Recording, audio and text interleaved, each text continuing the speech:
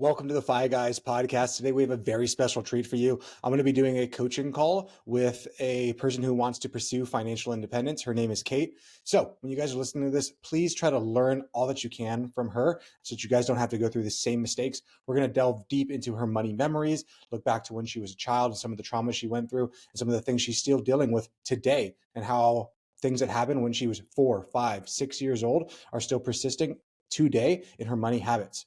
So I always like to thank every single guest that comes on here. It takes a lot of bravery to come out and talk about your money issues in front of the wide world. So please, let's all learn from Kate today.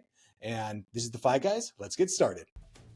All right, Kate. So what today would you like to get out of our meeting one-on-one?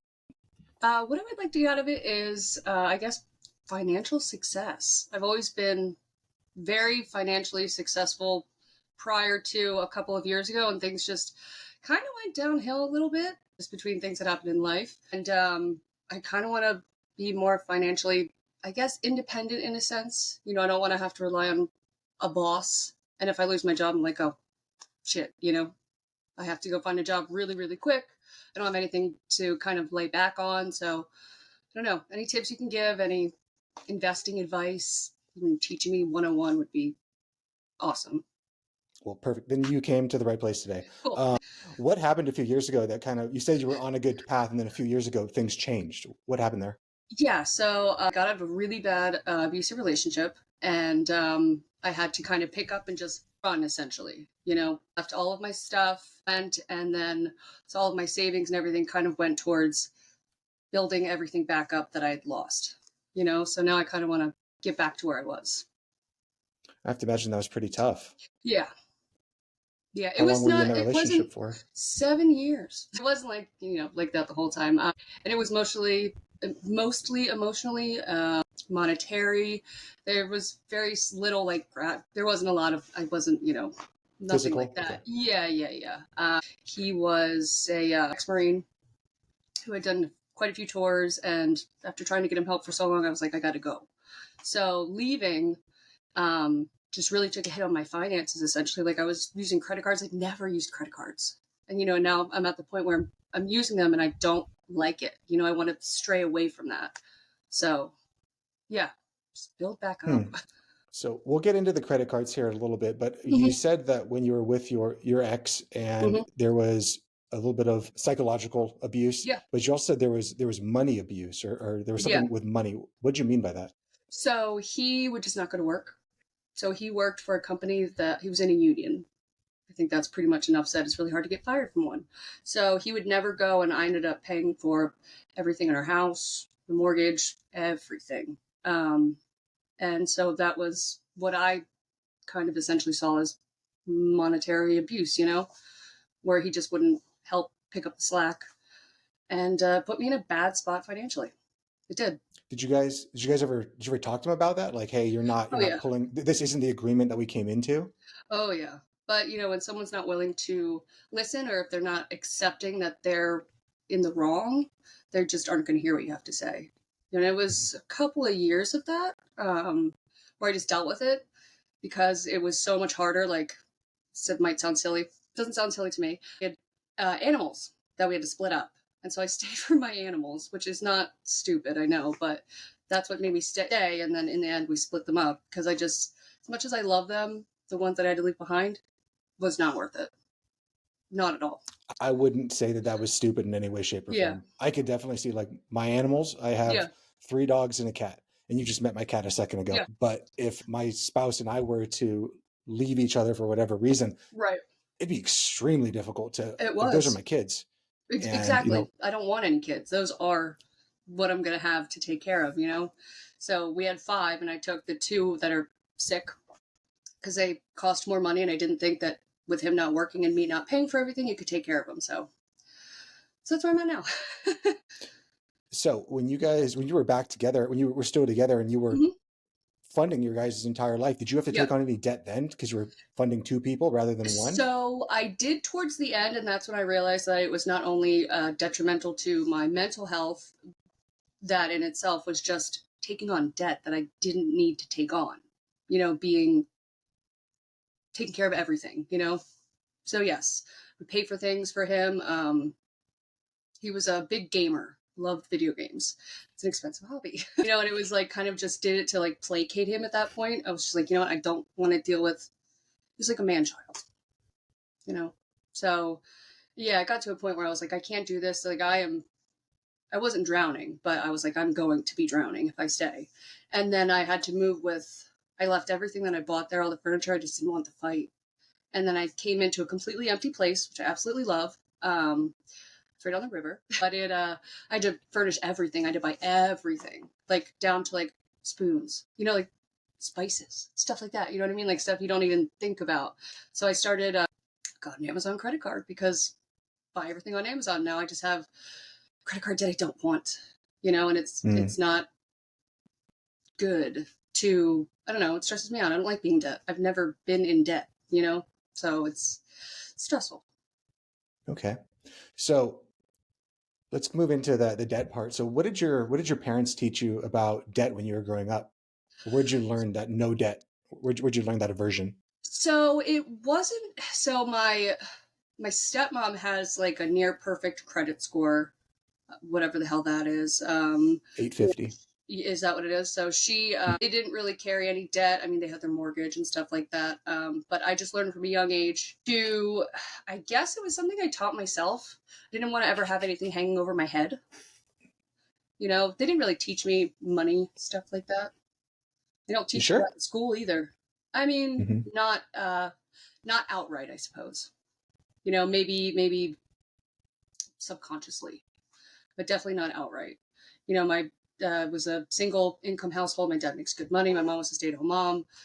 When I think I left home at 20, and I haven't been back since because I just wanted to be out on my own, and I was successful and didn't rely on anyone. And now I actually feel in a worse spot as a 34-year-old than I did as a 20-year-old, which is like, the hell, It's not a nice place to be, essentially.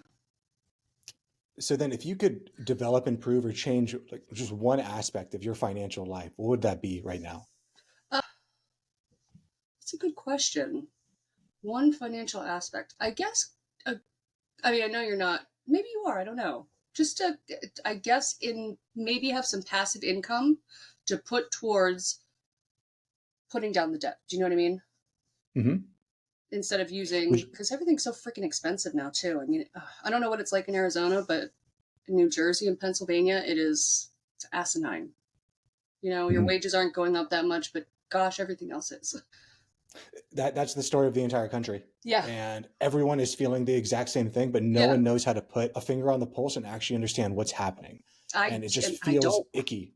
Yeah. I have no idea. You know what I mean? It feels like I said, bosses aren't passing down. They'll charge their clients more, but it doesn't feel like they're passing it down.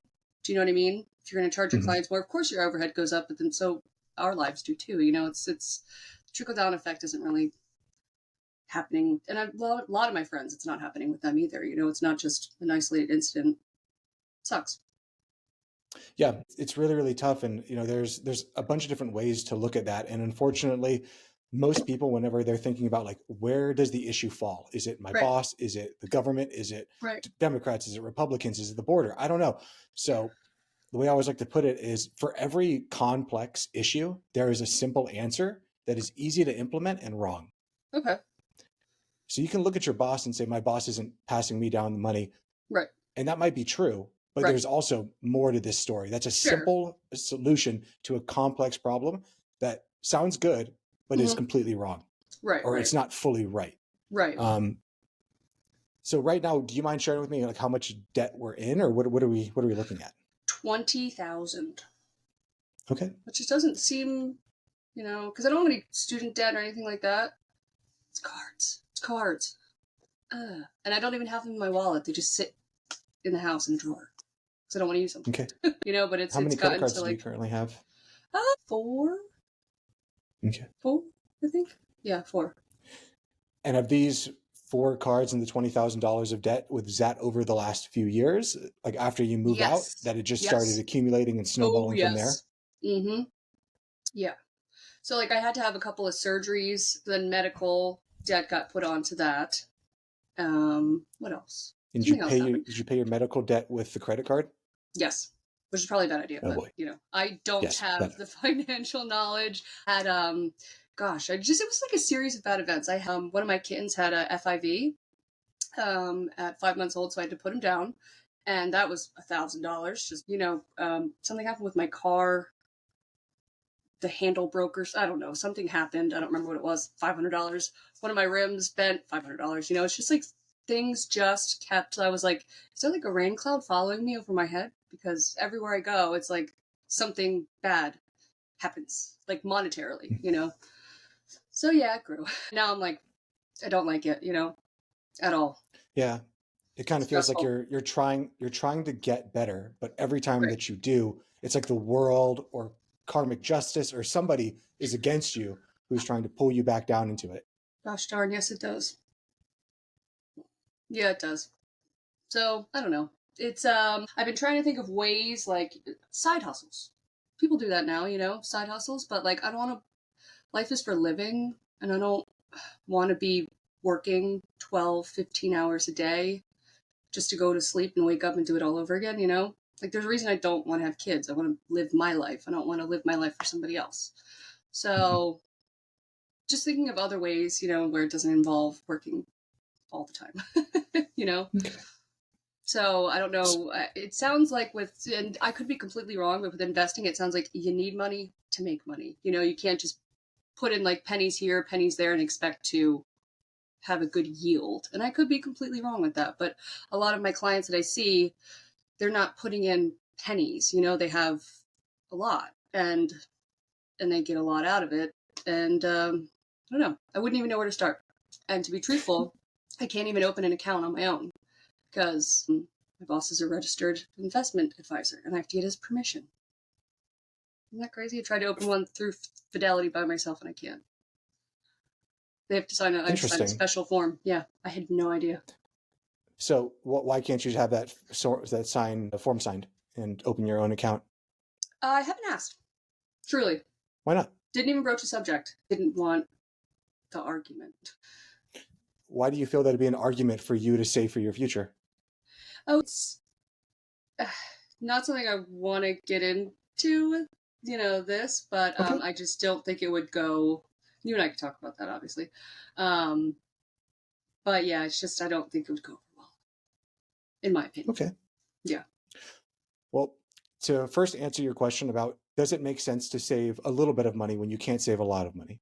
And it 100% does. Right. When Okay. you look at maybe your clients and you're saying, oh man, they're putting in $100,000 a year into their investment accounts, Right. $20,000, and now they're yielding this much money. Yeah. There's no reason for you to compare your chapter 1 to Okay. somebody else's chapter 20. It's true. They are all much older. That's a really, really good way to put it. None of them are young. I mean, not that, none of them are below 50, I would say. So that makes sense. Yeah. I Yeah. can't compare myself And to a 50-year-old in retirement or pre-retirement. yeah, and I always say that comparison is the thief of joy. So if you compare yourself to them, obviously you're going to start feeling bad, but I take it a step further that it's not even the comparison, it's the judgment about the comparison. Right, right, So it's not that I'm making less than the person that's angering. It's that I feel that I should be making more or I should be saving more. right. But savings is just like a muscle. And same for people that go to the gym and they only work upper body or only lower body. If you're a Okay. female, I feel like they only do lower body. And then Yeah, for men, they it's the do. exact opposite. Yeah. Yep. Yep. Um, but it's just like saving that muscle. So I can't walk into the gym today and try to squat 600 pounds if yesterday I wasn't starting at 45 and then building Sure. my way up every single Okay. time. That makes So sense. even if you're saving a little bit of money now, that Right. money begins to compound on itself. And the same way that we had that snowball for Mm-hmm. you with debt Mm-hmm. that Mm-hmm. was rolling unfortunately downhill and Mm-hmm. collecting more and more and more, Yeah. it works the opposite way too with growing wealth. Okay. Now, unfortunately, debt grows a lot faster, and that's because the Yeah. interest rates on credit cards That's than. insane. Mhm. It's What's the insane. average interest rate on your credit cards? Are you aware of them? You know what? I'm embarrassed to say I am not. I am not. I have no idea. Um, I probably should know, but it's just something that has recently. It wasn't something that I ever truly stressed about until probably like a month ago. So this was very like fortuitous in the fact that you wanted to do this like coaching thing, because it wasn't something on my mind until probably about a month ago. Yeah. What changed a month ago? Nothing. It's just I don't know. I guess something snapped and I was like, this is crazy. Like, like I found myself using my cards for dumb stuff when I didn't have to. Like at the grocery store, I didn't need to do that. I was just like, this is kind of. I always went to it. It started to feel comfortable just to go to it, and I was like, this is. So I took them all out of my wallet. So they're not there, but I just don't. Just seeing how like the payments would rise, and I was like, this sucks. Not a good feeling. So have you ever tracked your money? Do you know where money's going? Do you know how much money is going in or how much money is going out? I spent some time making like a budget. And most of it's going to credit card payments right now. How long have you been doing the budget for? I just started it like last week. Okay. Over the past week, how does that feel to say, like, I have a budget now? I'm living on a budget. How does that feel to you? It's weird because I never had to. I've never had to. I always had the money to, if I wanted to go do this, I would go do this, or go do this and go do this. And then, things just kind of turned on its head. And now I'm at the point where I'm like, I really have to think about, is this worth it? Do I want to spend money on this? So it's a different feeling, I guess, to be like, oh, I have this. This is what I have for the week. I can't make it go like this. It has to stay like this. And even better, make it go like this, not stretch it out. So that's a new feeling. That's definitely a new feeling, but it's good. Everyone should have one, and you're crazy if you don't, unless you're like Jeff Bezos or something. Well, I would say even as you go higher in the amount of wealth you have, everyone should still be consistent on knowing how much money is coming in, how much money is going out. Sure. And I'm not the biggest fan of using a budget, and I think words have power. So if I use the word budget, I feel like when I say the word budget, I think like I'm on a budget. I think constriction. Yes. And when I'm thinking of being what it is. Yep. And when I feel that I'm being constricted, my aversion or my natural tendency is to try to buck that and say, like, I don't want to fucking do this. No, I don't want to be constrained. I want to be free. Like I said, life is worth living, not, No,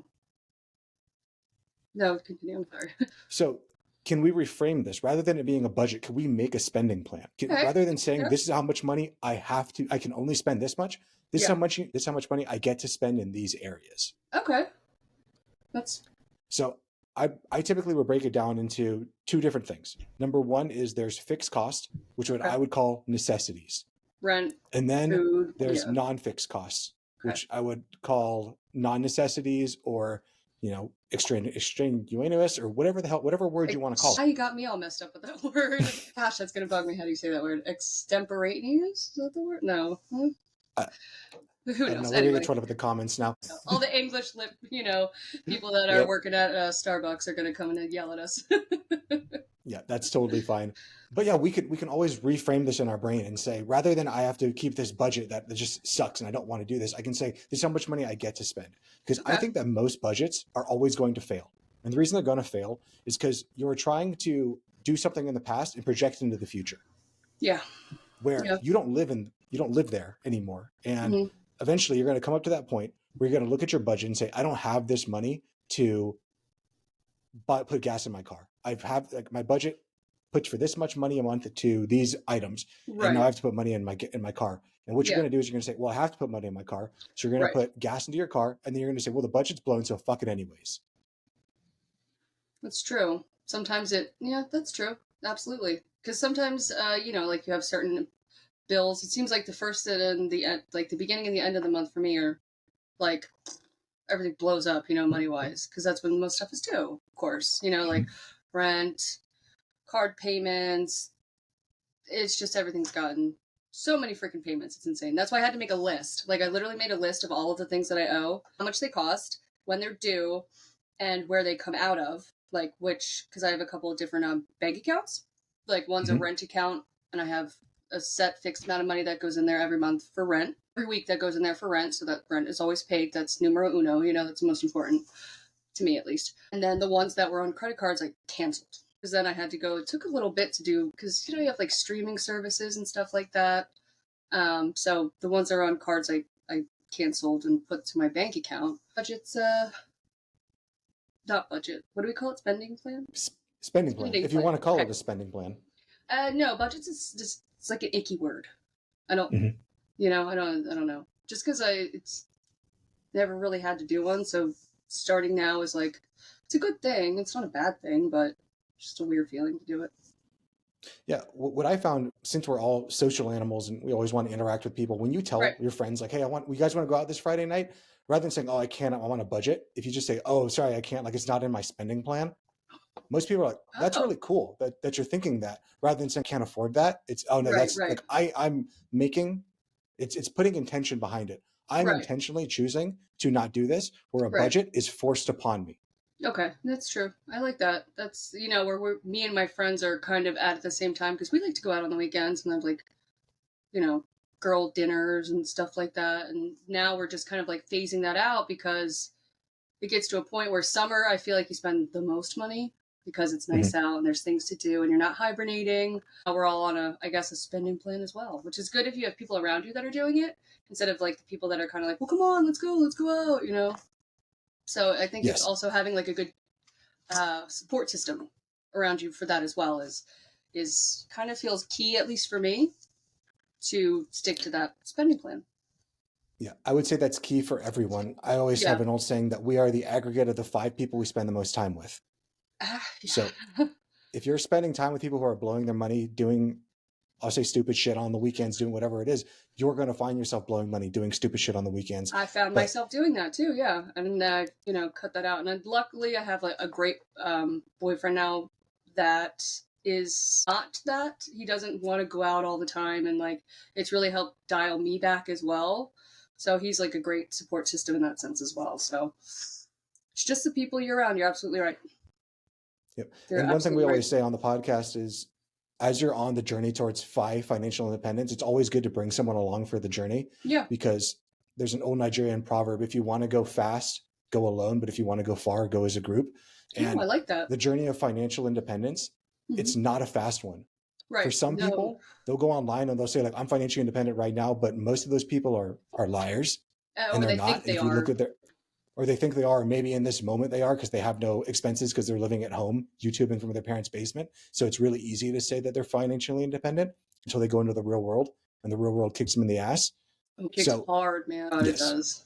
It's I know. Like I said, I've been out since I was 20. It was great. It was fun. I loved it. And now at like 34, I'm like, this sucks. Like, why did I leave the nest early? Like, why did I want to be an adult so bad? And now that you know, am one, it's like, oh, Jesus, everything.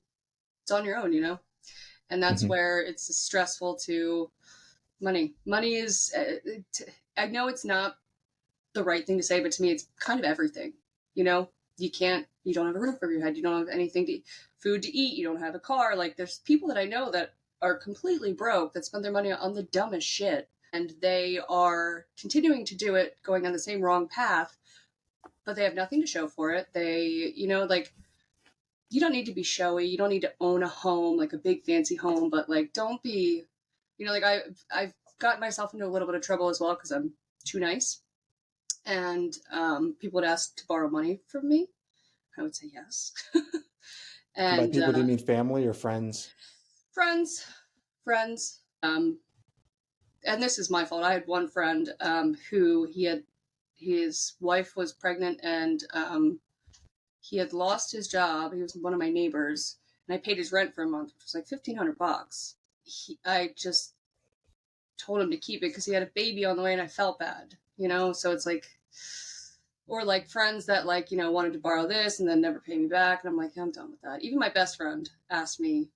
She's a great girl. She's had a really actually just got out of an abusive relationship as well, and is also going through financial hard times. Asked me to borrow money. I was like, I really can't. Even though I knew she would pay me back, I just have to say no. I'm a yes man. I always say yes to everything. So I'm also learning to say no to Tell me things about like that. your, I know you said that your mom earlier. Did you grow up with a mother and a father, or just your mother? So this could be where financial instability started. So when I was, gosh, how old was I? I think it was 4. My parents, I have a twin brother. So it was me, my twin brother, and my older brother. And my biological mom ended up cheating on my dad with the next door neighbor because he worked so much to like provide for us. And then they got divorced. And once I think it was before they got divorced actually, he found out that all the money he was giving her for bills, she wasn't paying the bills. She was using them for like drugs and stuff. So they got divorced, and he was in I don't know the situation, like his exact financial situation in that moment, but he ended up meeting my stepmom, who has been my stepmom, pretty much my mom since I was 6. So that could be where it started, like subconsciously, of course, But yeah, that's kind of where it starts, I guess. So do you have any, you said you're only 4 when your parents separated. Do you have any memories of your mother being there with your mom? I have a few, but they're not good ones. I don't have any I guess I can say I don't have any good memories of her. And those, I think the traumatic ones are always the ones that stick out in your brain. The ones that don't ever really leave, where the good ones might get like tossed aside. So they're really only traumatic ones. She was a drug abuser. She used to get beat by her boyfriend. We would have to like hide under the couch and have the cops called, and my dad would come and pick us up, and then my dad wouldn't let her. My dad got full custody, which is such a rare thing for a man to get full custody, and like he gets Thank to choose God. the terms. Exactly. My dad is a saint.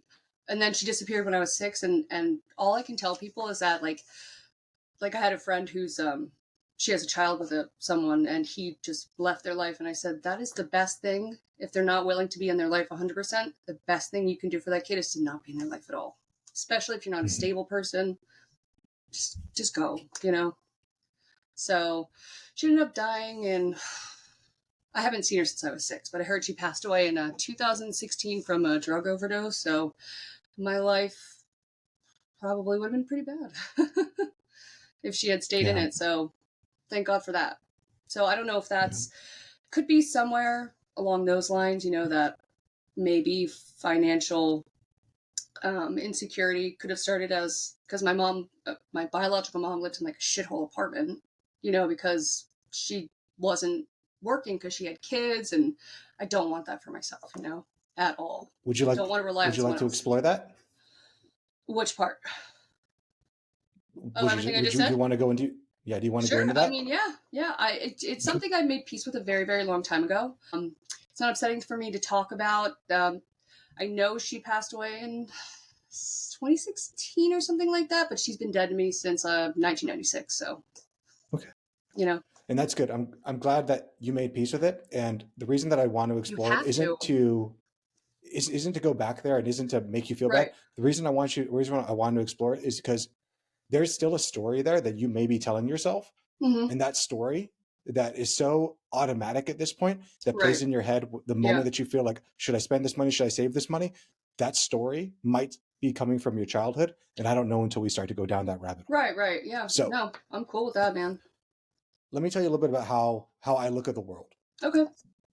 There is one thing I think that separates us humans from all other animals in the kingdom, Mm-hmm. and it's our ability to tell stories. Okay. And our Yeah. ability to True. tell stories, and not only that, our ability to learn from each other's stories. Mm-hmm. If you were to look at a monkey, a dolphin, orca, whale, whatever animal you want to say is intelligent, the way that they communicate is by showing another person. Okay. For me Yeah. to tell you that a stove is hot, I have to touch the stove. You have to see that it's hot. Or I can tell you a story about me touching a stove. And then Right. you automatically take that information and go, okay, so I shouldn't touch hot stoves. Right. Yeah. It's the exact same thing with the way that your money memories have been formed. And typically for Mm-hmm. most people, your full money memories were formed by the time you're 7 years old. So you telling me that you were with your mom till you were 6 years old only gives us about another year. So while you may have kind of your mom's out of your life and you've come to peace with that, Yeah. a lot of those money memories may still be formed from your mother. They And stick until that we start quick, to huh? work through, yes. Wow. Goodness gracious, I had no idea. So being home with mom as a little girl, and maybe after the separation, do you remember mom talking anything about money? Or No. what did you see with mom regarding money? Nothing. I don't remember a damn thing, which is weird because, at the age of 4, a lot of people I know have formed like clear memories. You know what I mean? Like I don't have any of those. The ones I have are the bad ones. You know, and it was never the money thing. To be truthful, I didn't know about at that age. I learned about it in my, I guess, teens. You know, so I didn't know that she had done all that because I think my dad was trying to protect us from. You know, he wanted us to think that she wasn't as bad as she was, which, you know, it's just not something I guess he didn't want to broach the topic, which understandable. Because it sucked just as much for him as it did for us. So no, I do not remember. I could subconsciously have something in there, but nothing in the forefront that comes to mind whatsoever. Nothing. Can you think of any time of her just buying things or getting new things coming to the house, new things for herself, new things for you guys, anything Drugs. like that? Drugs. Yeah, drugs. Not new thing. I mean, we always had with my stepmom when she came in, we always had, you know, big, lavish, great Christmases because she didn't have any kids of her own at the time, and she was, you know, dating my dad. But I don't remember a single Christmas prior to that because there was no pictures, no videos. So I don't have any memories really prior to when things started to really de-escalate or not de-escalate, escalate, you know, get worse. So I don't, it's, I wish I did, you know, had like a something to say or a reason for why I feel about money the way that I do. And I'm, like I said, it might be subconscious. But there's definitely not something that's right at the tip of my tongue or the tip of my head. Remind me how you feel about money right now. I love it. I do. I really do. When I had a lot of it, I was more carefree. I was less stressed. I felt, you know, it sucks to say, but better about myself, you know? And that's really just a very like shallow, egotistical thing to say, but I did, you know, I can't help how I felt, you know? And when your mom had money and she would go and spend it on drugs, how do you think she felt? Probably pretty great because she was getting drugs. Yeah. And I realized like even like just spending money is addictive too, you know, it is. Like that's why people are gambling addicts and stuff like that, or you know, it's you can turn anything into an addiction nowadays. It's scary, scary. Mm-hmm. So yeah. So could you think, is there a way that you can say your mom taking money from dad or dad giving money to mom to pay for the bills and then mom, rather than using that to be responsible with the money, going out and spending it on pleasures to feel good right now, might have subconsciously got into your brain? Very well could have. It very well could have. Yes, absolutely. Because that's like even like when I would feel like down, you know, or depressed, I would go shopping because it felt better. You know, to have like that Amazon package show up and be like, oh, serotonin. I don't have any, you know, like it's so absolutely, yeah. It's just it's a different format, but yes, yeah, that's not something I ever thought about. Good. So let's move on a little bit from, we explore a little bit with your mom, and we said Okay. that there might be a connection there Yeah. between your mom's inability to plan for the future, to think about the future, and just want to feel good right now. Right. And if I have money, what I'm going to do is I'm going to go and I'm going to spend it to feel good right now. And her way of doing that right now was drugs. Yeah. Thank God that's not you, but Yeah. you can still see that there may be, I have money and I want to feel good right now. I need to go and spend that to get that quick feeling of I feel good. Yeah, literally. Yeah. Like I love going out to dinner. Like who doesn't? You know? It's just yeah, no, that completely correlates. I never thought of it that way. Ever. That's crazy. So after mom is gone at 6 years old, we now move in with dad and stepmom. Did stepmom come in like pretty quickly after that whole thing? 2 years? 2 years, year or two, yeah. Yeah. Yeah, because you said 4 and then you moved in with dad at 6, I'm assuming. So During that time when... yeah, so dad, I always lived with dad. Mom moved out. So we were always with dad. We would go visit mom, and then he started dating, you know, stepmom now. When you would go and visit mom, was dad there? No. Tell me about those experiences. There's quite a few stories. She would, I never smoked, but she would show me how to blow hearts with cigarettes. Showed me the tequila worm at the bottom of her tequila bottle. I was sick one day with a cold and she just fed me ice cream. She actually, which I didn't know about this until my stepmom told me, which is really fucked up. But she, I had to come home one day. I was maybe 5. I don't know the exact age. And I came home and asked my stepmom, I said, what's an abortion? She goes, why are you asking me that? And I was like, well, Mom told me she should have had an abortion with me. And I was like, I found that out 10 years ago. And I was like, oh, thank God that person's out of my life. Oh, cool. So those are the memories, not the abortion part. I didn't remember that. But, just all the other stuff, hiding under a couch because her boyfriend was beating her. And so those are the memories I have of her, which is why I've made peace with the fact that she is not in my life. Because if she was, it would have just been, my financial situation probably would have been worse than it is now. I imagine they're probably asking for money and, just not being a good person in my life. I can see a connection, and we can explore this together, but sure. Going there and being with your mom and seeing your mom your entire life, you saw a woman who maybe you didn't fully respect or didn't want to emulate, but she was still your mother. And regardless of if you wanted her life or not, you still learned from mom, but you saw somebody who wasn't planning for the future, who only lived for today. Exactly. And only creating I want this momentary happiness and I'm willing to sacrifice everything for this one thing. Yep. Which is and where I have to imagine, even, do you still feel that pull now when you're walking? I don't know. Do you go on Amazon currently? Do you just window shop? I do. I have a wish list, but I don't act on it. Just put stuff in my wish list. Yeah. Yeah, I guess I do. Yeah. Unfortunately. Let me tell you about, have you ever heard of the Hedonic treadmill? No. Okay. So there's an idea of, you mentioned earlier, I want that serotonin boost, that dopamine boost, that whatever boost. Yeah. So most people think that they want more dopamine in their life because but in truth, dopamine is a molecule that is released when we're seeking after things. Okay. As human beings, we're all wired to constantly want more. The moment you have something, dopamine goes away because you're trying to acquire something. Once you acquire it, say I want this cup.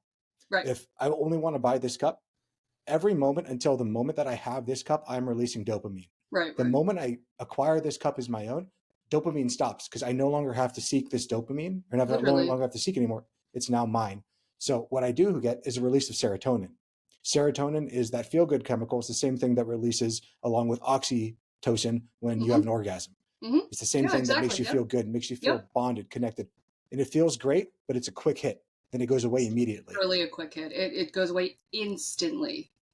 Instantly. I can't tell you how many things I bought that I was like, I'm so excited to get it, and I haven't even fucking opened it. I've opened the box. I just haven't used the product, and I'm like, what the fuck am I doing? Why am I doing this? Why am I like this? Sucks. And that's the idea of the hedonic treadmill. Think of someone in a, what's it called, hamster wheel, where you're constantly seeking. The moment I get this next thing, I'm finally going to be happy. I'm finally going to be fulfilled. The average American, and this was a study done back in 2000, saw 5,000 ads a day. And I have to imagine in 2024, it is far more than 5,000. And that is 5,000 ads, not saying that you are enough, Kate, that you're perfect the way you are. It's 5,000 ads saying that you are not good enough until you have this product. And every time that you buy something, you think, God, I finally made it. I'm sure you can think back when I was in college. The moment I graduate, I'll finally be happy. The moment I get a job, I'll finally be happy. The moment I get this next promotion, I'll finally be happy. And you can look back at every single one of those moments and realize that didn't bring the happiness that I thought it was. And what most people do is they go through life thinking, you know what the reason was? I said I want $100,000. I made $100,000 and I don't feel happy. Maybe what it is that it was supposed to be $200,000. It's always and they a stick milestone. on this hedonic, it's this hedonic treadmill of life. You're never going to reach the end until you realize that you don't want to play the game. Oh, that's deep. I never thought about it like that. It's true. You're literally on, like you said, a hamster wheel. You're just going.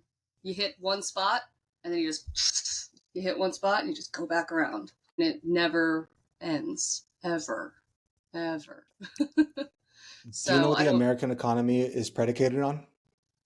I don't know. Consumerism. Great. That's awesome.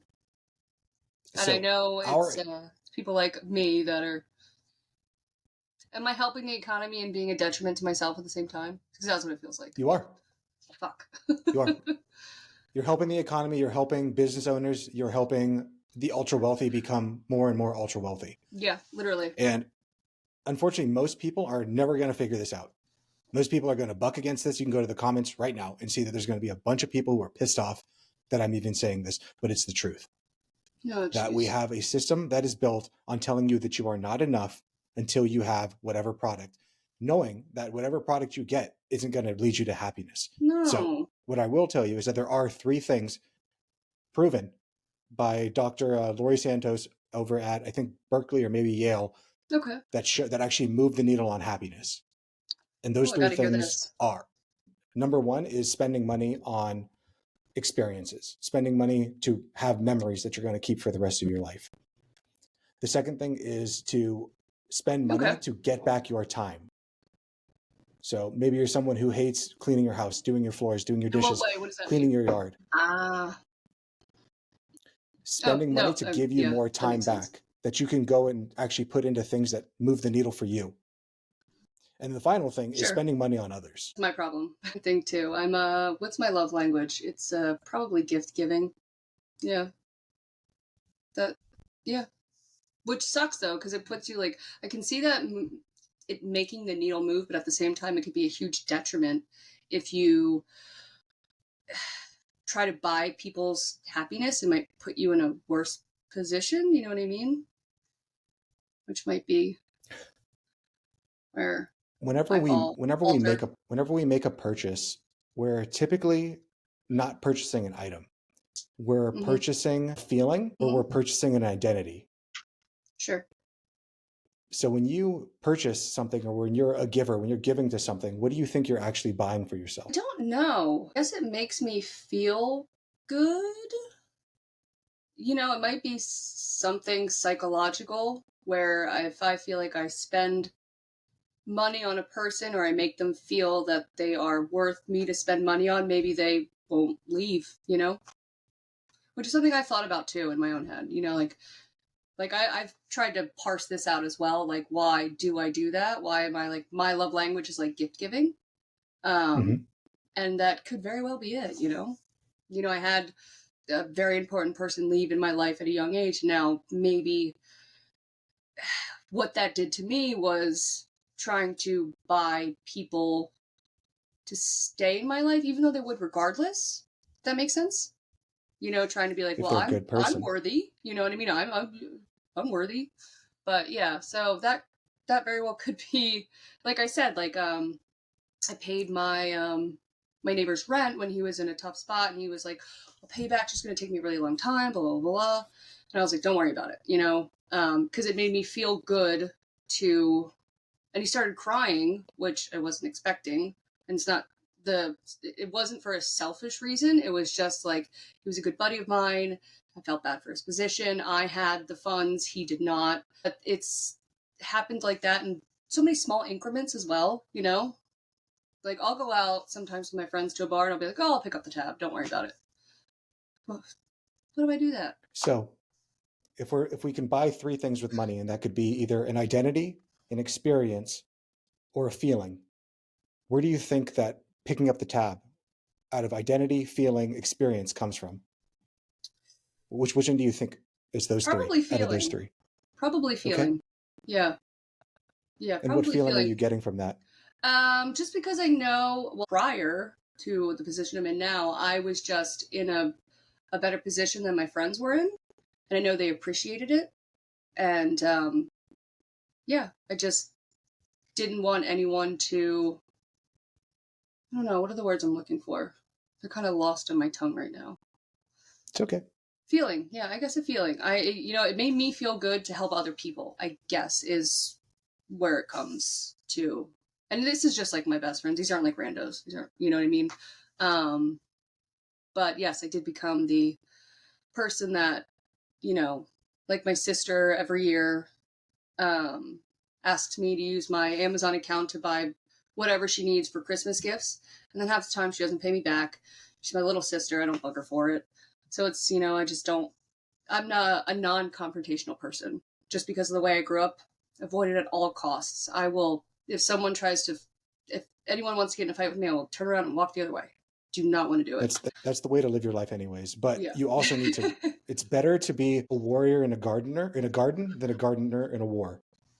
Yeah. It's good to have the ability to have the sword and know when to sheath it. Yeah. But then when do you know when the time is to be like, I'm being taken advantage of? You know, like how do That's the you dichotomy of financially? life. Yeah, unfortunately, I haven't learned that yet. And there is no right answer and there's no wrong answer for that. That's going to be Yeah. completely dependent. So the biggest thing that I would like to work with you on, Yeah. Kate, would be being able to listen to your own inner wisdom and Okay. figuring out when things are good and when things are bad. Because right now, from what I'm hearing from your past, from Mm-hmm. the way that you were brought up, Mm-hmm. is, Kate, when you were born, you were absolutely perfect as a little girl. Mm-hmm. And you should have been loved unconditionally by your mother. Mm-hmm. Unfortunately, you weren't. Mm-hmm. And maybe what happened is your mom told you I should have had an abortion. Mm-hmm. You had to hide from her. Maybe what you began to perceive was, I'm not good enough. And if mom doesn't love me, it's not because mom has an issue, it's because I'm not good enough. Right. And Right. I need to be better. And if I was better, then mom would love me. And if mom loved me, then I would be a good person. Yeah. And maybe that identity of I am a good person by getting people to love me has gone and now persists. That same exact story of if I get them to love me, then I'll be a good person, persists to right now. My neighbor is having trouble paying my Yeah. rent. My friends want to go out and drink, but they don't have the money. If I pay for them, it makes me feel good. And the reason I feel good is because it makes me a good person who is worthy of love. That makes complete sense, to be honest. I never put two and two together in that sense, but that completely resonates with me. Absolutely. Yeah.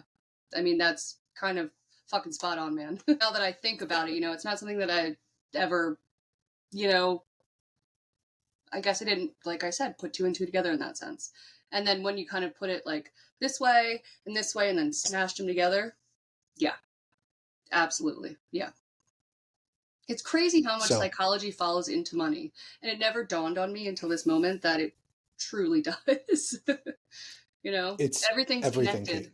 Kate. Everything is It's interconnected. It's everything. crazy.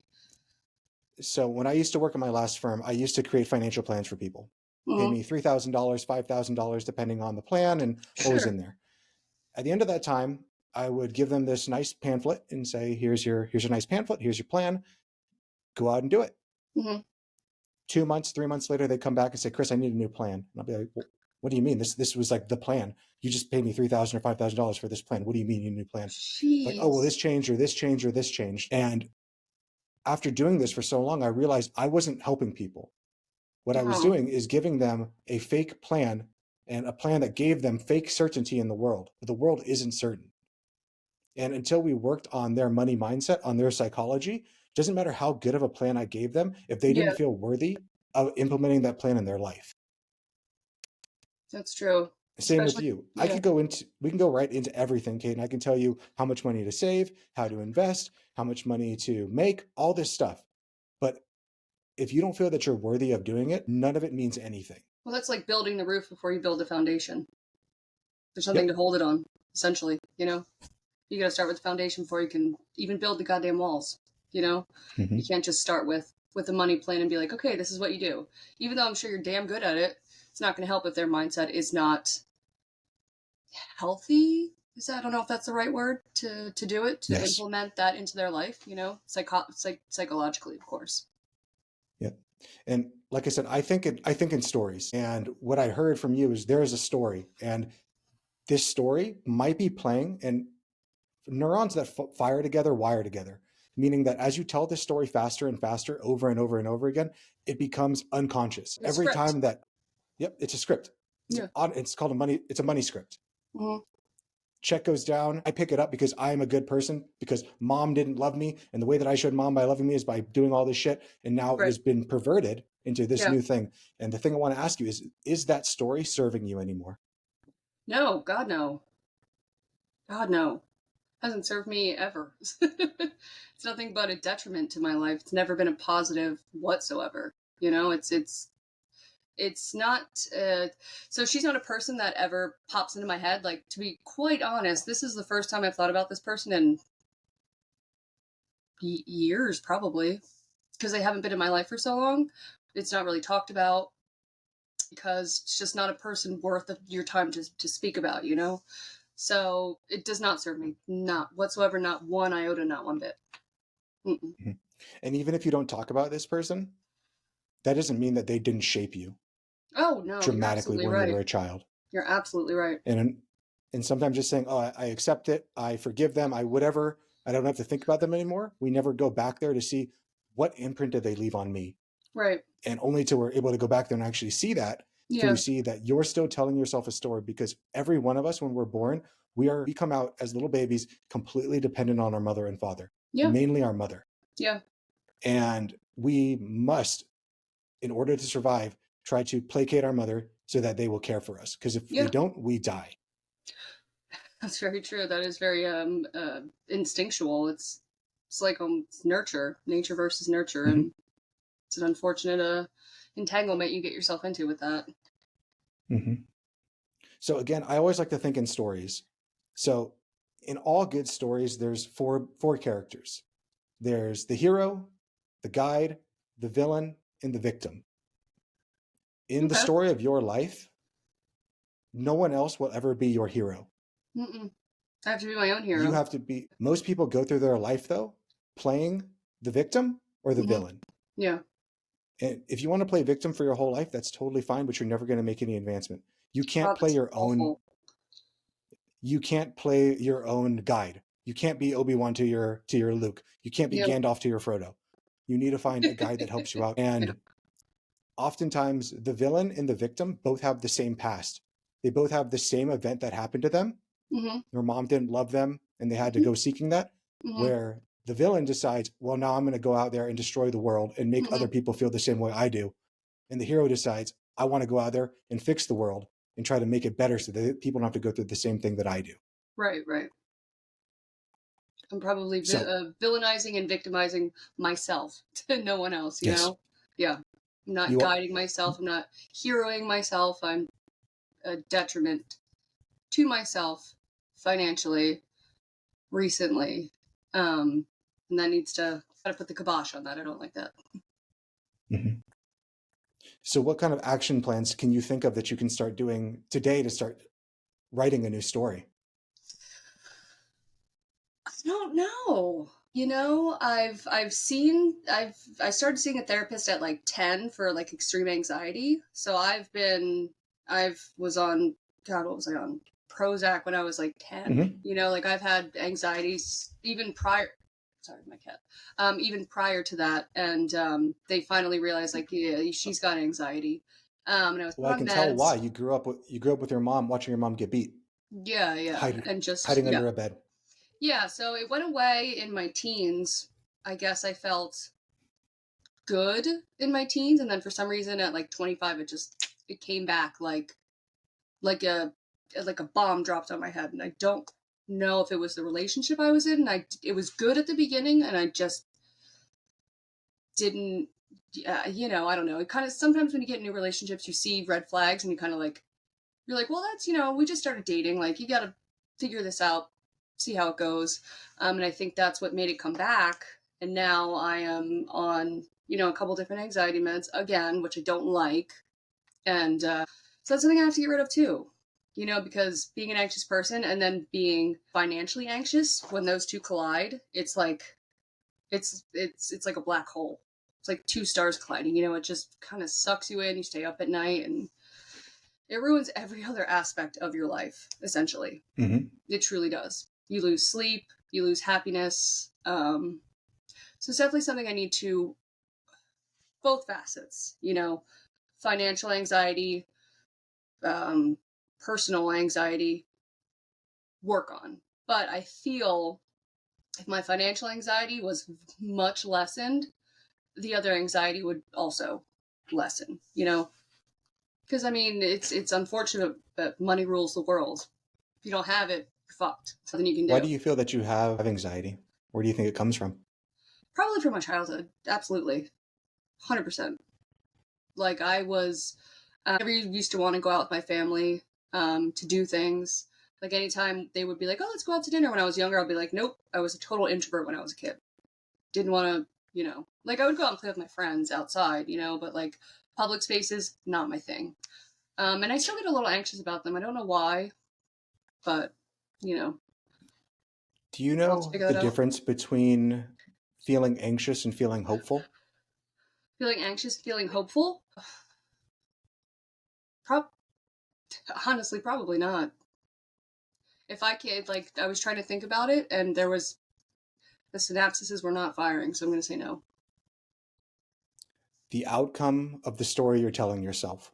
Mm-hmm. The only difference between anxiety and hopefulness is the outcome of the story you are telling yourself. Right, right. Anxiety is living in the future. Depression Yeah. is living in the past. Yeah. But in truth, your body, we all have a frontal lobe. That frontal lobe allows us to time travel. We can think about our thinking with our frontal lobe. We can think in the future. We can project stuff into the future. We can project ourselves into the past. Right, right, yeah. And that frontal lobe is the thing that has made us the apex predator of the world. Mm-hmm. But our body, our physical body, cannot move into the future. It can't move into the past. That's why anxiety and depression are so pernicious, because our brain is stuck somewhere that our body can't be. And Yeah, it's that's a probably the conundrum. same reason that when you got into that relationship with your ex-boyfriend and you started getting anxiety attacks again, your body kept score from the exact same things that your mom dealt with that you saw in that boyfriend. And your body knew that these are these triggers and started freaking out. And your brain said, no, you're fine. You're fine. You're fine. You're fine. Yeah. Causing the anxiety attacks to come again. It's funny you say that. I actually have a book called The Body Keeps Score. I guess about it. Haven't I was started going it to tell you yet. to read that afterwards. Were you? Mhm. I did some research. I heard this was a great book. It's something I need to get into, obviously, that I haven't. But you've read it. It's something that you were going to tell me to read this afterwards. It's funny. I was probably going to leave you a few books to read, but yeah, that was probably going to be one of them. Cool. I mean, that's a good starter, I would think. I mean, I did a lot of research on literally this, you know, like why I am the way I am, and this was the book that they suggested through all lists that I went through was that one. So instead of listening to murder podcasts, I should probably get it on Audible. That's probably a good idea. I read typically 2 books a week. Do you really? Listen to an ungodly amount of podcasts. You do podcasts or murder podcasts? That's cool. Mine are investing and mindset podcasts, but that's probably more healthy. No, that's probably more healthy. I don't know why women love murder podcasts. We just fucking love it. TV shows, podcasts, movies, all death, which is probably not a good place to put your mind all the time. You know, it's probably better to spend your free time doing something like you said, mindfulness, financial stuff. You know, that's definitely something that I need to refocus my attention to, is working on myself and not watching people die. Yeah. But it is what it is. So, Kate, I think we've had a few insights today, and going down to the rabbit hole as to what we can do to fix things, I don't think is going to help at this time. Okay. Because right now we need to work on the story you're telling yourself. Right. And I hope the biggest thing that you took away from, if there's anything you took away, it's that you're telling yourself a story on all aspects. And you need to ask yourself after you figure out that the reason I say a story is because to me, a story sounds a little silly. Yeah. It sounds like, oh my God, I'm freaking out, or like I'm having an anxiety attack or depression, or I want to spend money because of a story, like because of a story that I'm telling myself in my brain. Right. And once you realize that all it is a story, now you have the ability to change that story. You have the ability to say, I don't want to listen to this story. What can I do now to change the story moving forward and become the hero of your own story rather than being the victim or the villain that you're currently playing? Right. To yourself, which is the worst person to victimize or villainize, is yourself, because you can stop it. You know, it's wild. Definitely wild. Yep. All right. Okay. Well, I'm going to go ahead and stop the recording, and we can always pull this up a little bit later. Okay. Cool. I like it. This video podcast is sponsored by Monzon Wealth. The content in this podcast is for informational purposes only and should not be considered financial advice. We do not endorse specific products or services. Past performance does not guarantee future results. The opinions expressed are those of the hosts and guests, not the podcast sponsor. It is crucial to consult with a qualified financial advisor or professional who can provide advice tailored to your specific needs before making any financial decisions, investments, or taking any other actions. If you are seeking specified help, you can reach out to Chris at monzonwealth.com.